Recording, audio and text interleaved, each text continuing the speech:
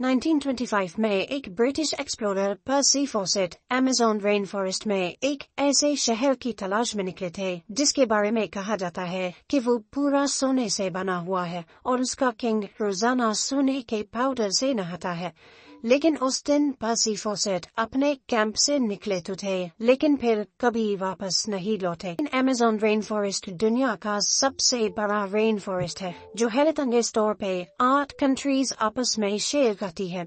इसका area 70 lakh square kilometres है। इतने बड़े एरिया में इंडिया जैसे 2 देश और यूनाइटेड किंगडम जैसे 28 देश फिट आ सकते हैं। जैसे ओशंस का बहुत बड़ा हिस्सा अभी तक हम इंसान एक्सप्लोर नहीं कर पाए, ऐसे ही अमेज़न रेन फॉरेस्ट का भी बहुत बड़ा हिस्सा अभी तक इंसानों की पहुंच से दूर है। यहाँ प्लांट्स, एनिमल्स और माइक्रोब्स की ऐसी किस्में रहती है जिनमें से अभी तक सिर्फ 10% का पता लगाया गया है। हर दिन यहाँ नई स्पीशी एक्सप्लोर की जाती है। अमेज़न रेन फॉरेस्ट में करीब 40,000 करोड़ दरख्त मौजूद है और यही वजह है कि इस फॉरेस्ट को अर्थ की लंग्स भी कहा जाता है। पूरी दुनिया में जितनी भी ऑक्सीजन है उसका 20% सिर्फ अमेज़न रेन फॉरेस्ट रिलीज करता है। एक एस्टीमेट के मुताबिक अमेज़न फॉरेस्ट में करीब 20 लाख लोग रहते हैं जिनका बाहर की दुनिया से कोई कनेक्शन नहीं है।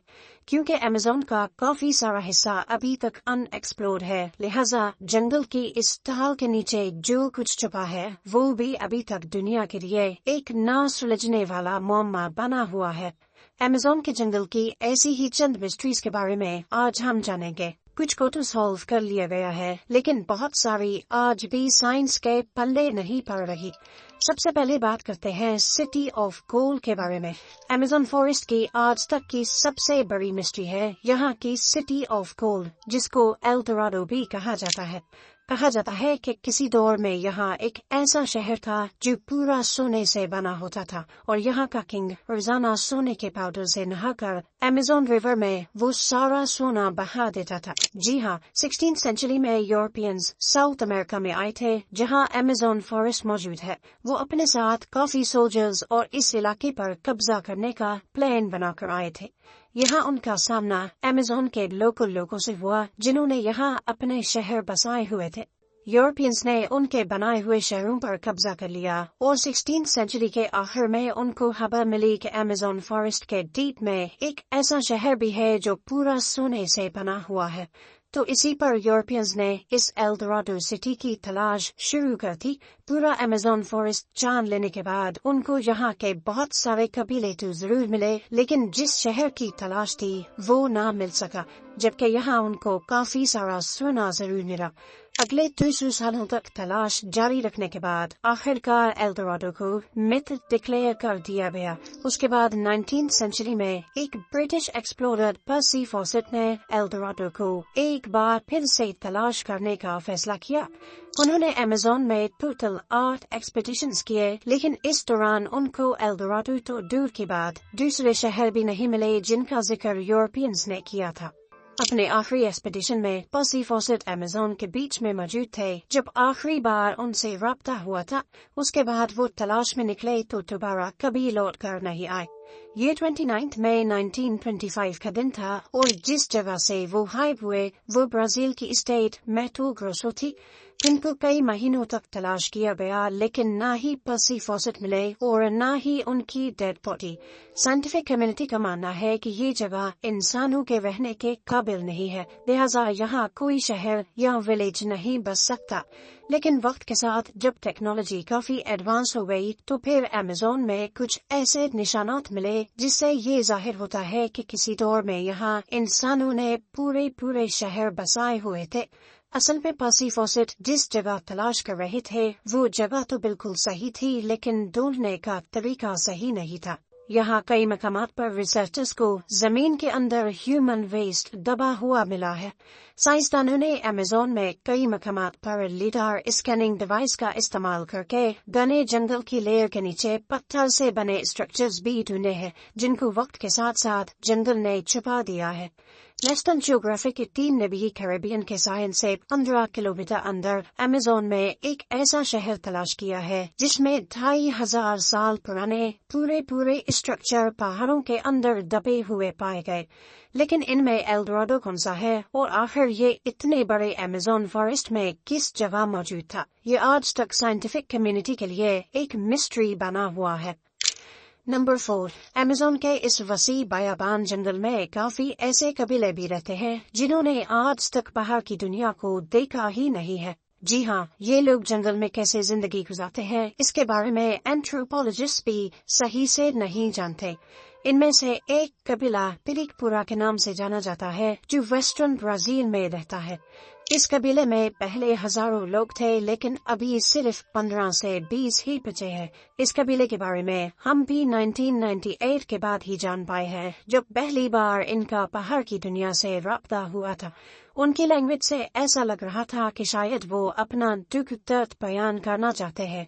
एंथ्रोपोलॉजिस्ट ने जब उनकी बातों को डिकोड किया तो मालूम पड़ा कि उनका कबीला पहले काफी स्ट्रॉन्ग हुआ करता था, लेकिन फिर कुछ कब्जा माफिया ने फॉरेस्ट में माइनिंग करने के लिए उनके तमाम साथियों को बुरी तरह मार डाला, जिनमें से ये चंद लोग बच गए थे।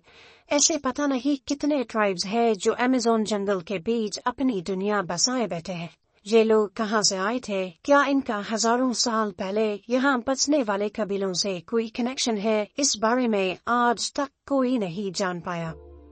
नंबर 3, सदियों से हिस्टोरियंस को ये कंफर्म नहीं था कि अमेज़न में रहने वाले लोग यहाँ कब आए थे, लेकिन 2017 में ये पहेली तब सुलझने लगी जब आर्कियोलॉजिस्ट को कोलंबिया के करीब अमेज़न फॉरेस्ट में पहाड़ पर कुछ पेंटिंग्स बनी हुई दिखाई थी। ये बड़े बड़े पत्थर पहाड़ के अंदर पूरी तरह दबे हुए थे और इन पेंटिंग्स को समझने के लिए इनको एक्सपोज करना बहुत जरूरी था। लिहाजा आर्कियोलॉजिस्ट ने यहाँ 13 किलोमीटर की खुदाई की तो मालूम पड़ा कि किसी दौर में ये पत्थर एक खार के अंदर मौजूद थे। इस 13 किलोमीटर की खार में जो पेंटिंग्स बनी हुई पाई गई वो करीब 12,000 साल पुरानी थी। उस वक्त आखिरी आइस एज की एंडिंग चल रही थी और जाहिर है उस वक्त यहाँ जंगल नहीं बल्कि सिर्फ बर्फ ही बर्फ हुआ करती थी। इन पेंटिंग्स में कुछ ऐसे जानवर भी बने पाए गए जो सिर्फ आइस एज में ही हुआ करते थे, जैसा कि मेस्टोडॉन्स और जायंट स्लॉथ्स। इन पेंटिंग से ये भी अंदाजा लगाया गया कि उस दौर में यहाँ इंसान किस हालत में रहते थे और कैसे वो अपने से भी बड़े जानवरों का शिकार करते थे। नंबर 2, 2019 में साइंटिस्ट तब चौंक गए जब उनको नॉर्थ ब्राजील में अमेज़न फॉरेस्ट के माराजोआ आइलैंड पर एक मरी हुई हम्पबैक व्हेल मिली। हैरानी की बात व्हेल का मरना नहीं था बल्कि इसके मरने की टाइमिंग कुदरत के निजाम के खिलाफ थी। न सिर्फ इतना बल्कि व्हेल अमेज़न रिवर के करीब जमीन के ऊपर पाई गई थी। असल में 10 टन भारी ये व्हेल का बच्चा था। ये व्हेल्स सर्दियों की स्टार्टिंग में यानी अक्टूबर से नवंबर में अमेज़न के करीब समंदर में गर्म पानी एंजॉय करती हैं, लेकिन फिर ये खाने की तलाश में साउथ की तरफ एंटार्क्टिका के करीब चली जाती है। लेकिन ये व्हेल फरवरी में अमेज़न के करीब कैसे मरी थी? इन्वेस्टिगेशन से मालूम पड़ा कि ये जिस दिन मिली थी उससे सिर्फ 4 दिन पहले मरी थी।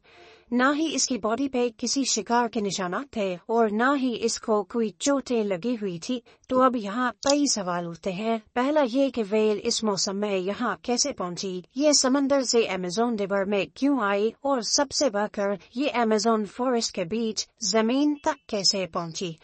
वो दिन और आज का दिन, ये मिस्ट्री कभी सॉल्व नहीं हो पाई। और अब नंबर 1, अमेज़न फॉरेस्ट का एक और सीक्रेट 2013 में डिस्कवर हुआ था जब पेरू के करीब एक केमिस्ट्री के स्टूडेंट को अमेज़न में ये अजीबोगरीब स्ट्रक्चर मिला। ये एक प्लांट के पत्ते के ऊपर बना हुआ था जो देखने में काफी मिस्टीरियस लग रहा था। इसके ठीक सेंटर में सिल्क से एक कोन बनी हुई थी और इसके चारों तरफ सिल्क से ही एक जबरदस्त फेंस भी बनी हुई थी। उस स्टूडेंट ने इस स्ट्रक्चर की फोटोज ली और उनको इंटरनेट पर पोस्ट कर दिया, लेकिन हैरत की बात यह थी कि आज तक ऐसा स्ट्रक्चर किसी ने भी नहीं देखा था। اس پر مزید جانچ پڑتال کے لیے سائنٹسٹ کی ایک ٹیم نے پیرو کے اس حصے کو وزٹ کیا۔ تھوڑی ہی دیر میں ان کو 45 سے زیادہ ایسے ہی اسٹرکچر مل گئے۔ کچھ تو درختوں پر بنے تھے اور کچھ پلانٹس کے پتوں پر۔ اس مسٹیریس اسٹرکچر کو سلک ہینڈز کا نام دیا گیا اور ان میں سے کچھ کو وہ اپنے ساتھ لیبارٹری لے کر گئے۔ مائکروسکوپ کی مدد سے دیکھا گیا کہ فینس پر چھوٹے چھوٹے ڈسٹ مائٹس گھوم رہے تھے۔ یہ کیڑے سلک پروڈیوس نہیں کرتے، لہٰذا یہ بات تو کنفرم تھی کہ یہ اسٹرکچر انہوں نے تو نہیں بنائے تھے۔